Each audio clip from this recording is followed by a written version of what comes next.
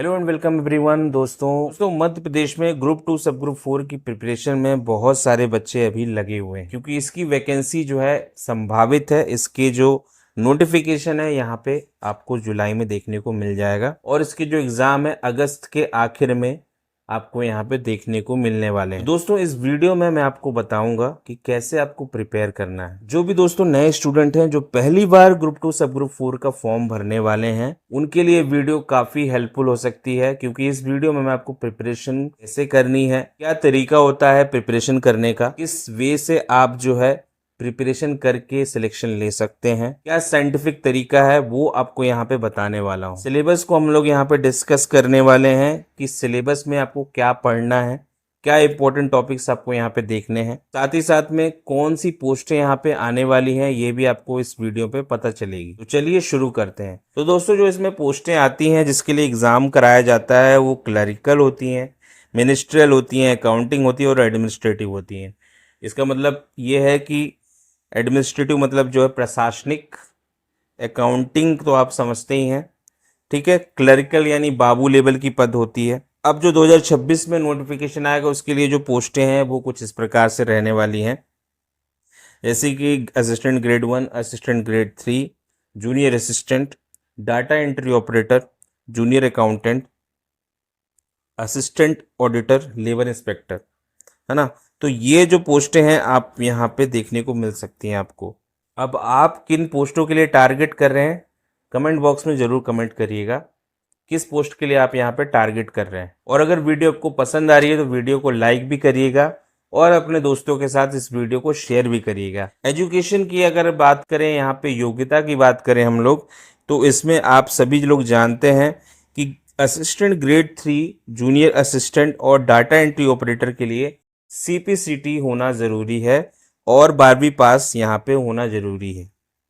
Assistant auditor में, labour inspector में, assistant grade 1 में ग्रेजुएट डिग्री यहाँ पे क्वालिफिकेशन आपकी यहाँ पे रहने वाली है।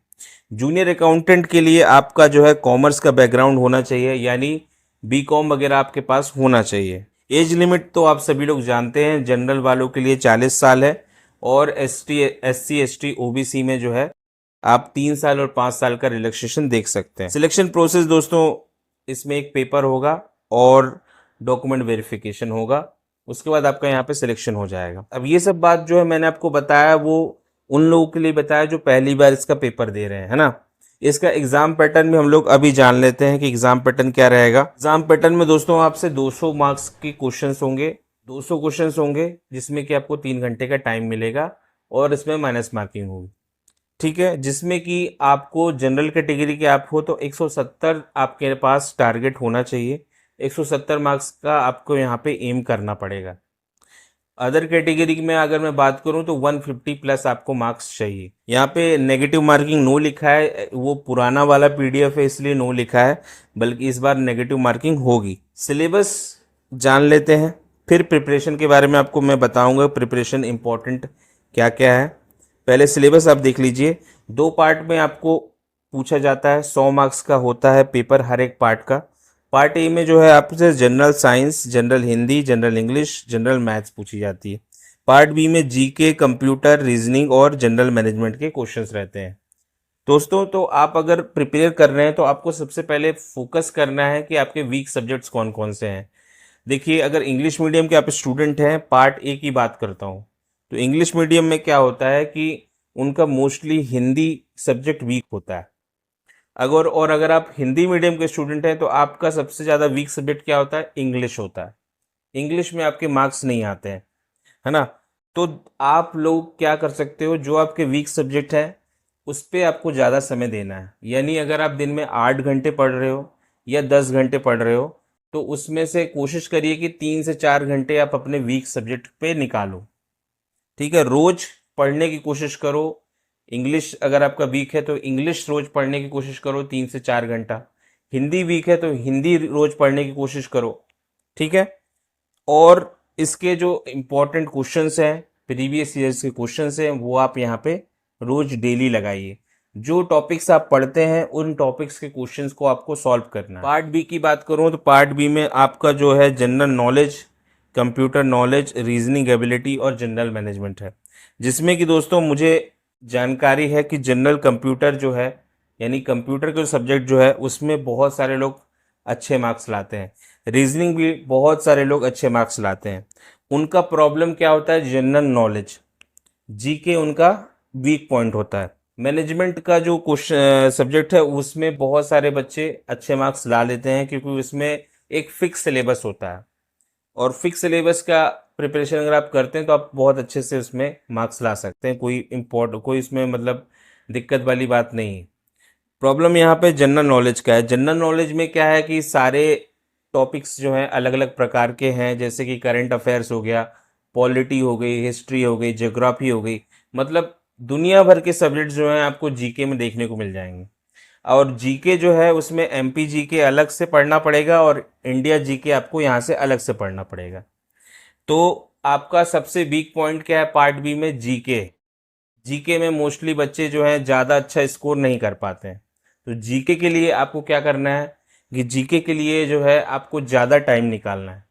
एमपी जीके आपको ज़्यादा पढ़ना है, क्योंकि एमपी जीके का वेटेज जो है वो ज़्यादा होने वाला है।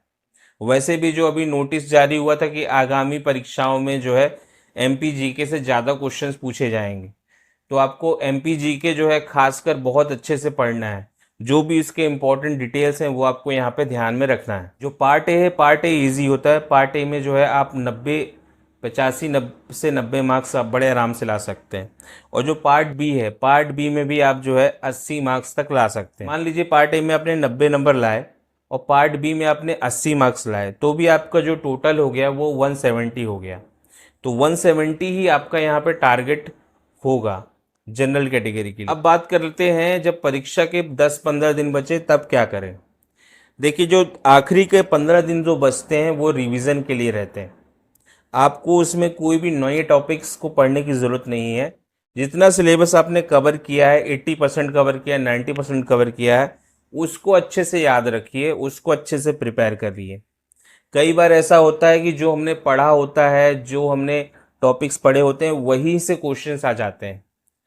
तो आपको कुछ नया आखिरी के समय में नहीं करना है। आपको जो पढ़ा हुआ है उसी को आपको रिगेन करना है, और कोशिश करना है कि आप मॉक टेस्ट लगाएं, मॉक टेस्ट की प्रिपरेशन करें, उसका एनालिसिस भी करें कि कितने मार्क्स आए हैं और किन टॉपिक्स में आए हैं, और जो टॉपिक्स आपने पढ़े हैं उसमें क्या आपको क्वेश्चंस बने हैं वो भी आप वहाँ पे देखिए।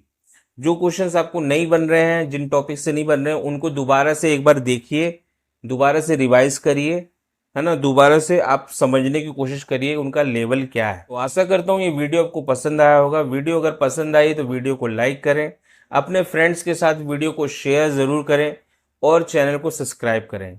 मिलते हैं आपसे अगली वीडियो में। जय हिंद, जय भारत।